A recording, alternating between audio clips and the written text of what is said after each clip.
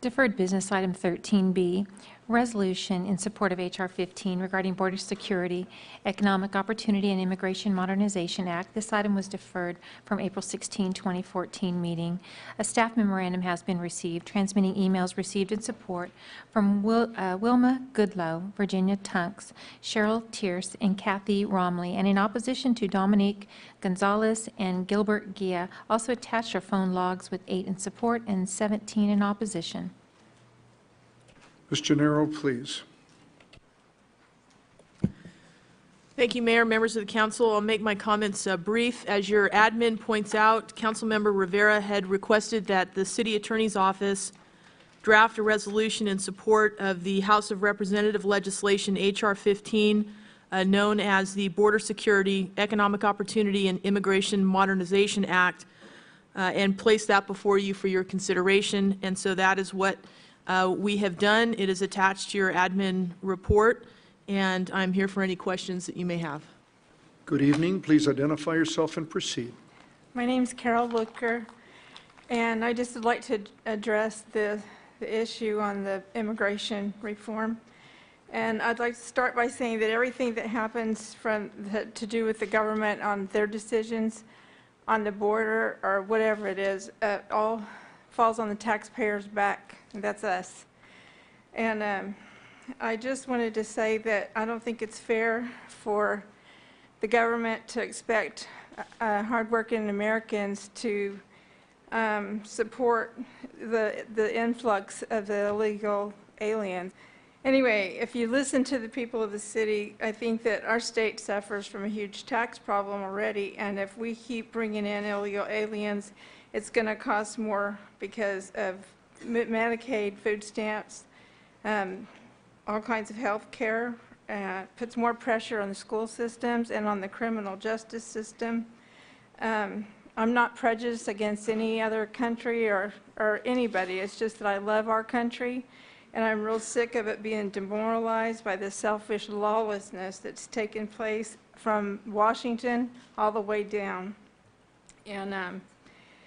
And just for the record, I don't see why we would do anything for Mexico at this time when they're holding one of our Marines and they won't give him back to us. So why should we do anything for Mexico?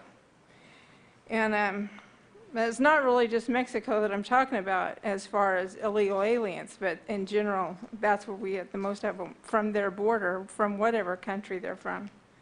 So also, it makes it affects people with auto insurance, because I've had 2 accidents with illegal aliens that had a driver's license, but they didn't have any auto insurance. And I don't even know how a person that is illegal can get a driver's license, because the definition of illegal is contrary to or forbidden by law, especially in criminal law, and it's a criminal offense. So how can you give somebody a driver's license that is committing a criminal offense by being here illegally? So it's time to put an end to all this illegal people coming across the border. You know, we do have immigration reform. It's called the Constitution. I know a lot of people don't want to hear about that. It's just an old document that doesn't mean very much.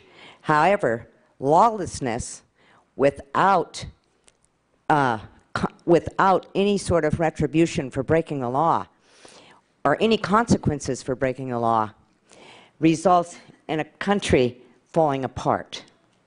I hope that you have the strength and the will to stand strong, because that's what it's going to take. If we're not going to lose this country, we're going to have to stand up. Immigration means coming through the portals like so many of our relatives did and getting in line to get into this country. It doesn't mean coming by the busloads and claiming that we have no empathy for all these people. Yes, we have empathy, but you know, our wallets are only just so big. We're being taxed to death in California.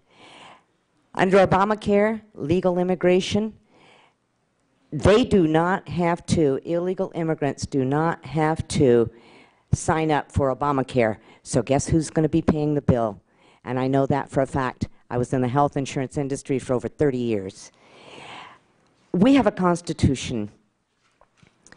You can abide by that, or you can choose not to with your vote tonight. It's up to the federal government to protect and defend our borders.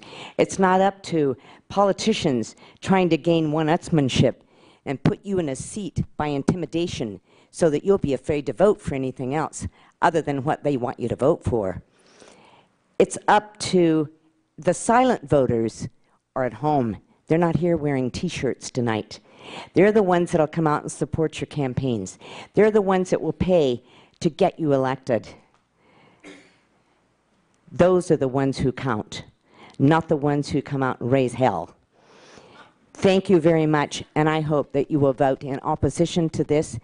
I hope that you will protect and defend our country, because there is legal immigration in this country, and it's called the Constitution, and everyone can come by it that way. There is nothing to stop you from doing so. Thank you.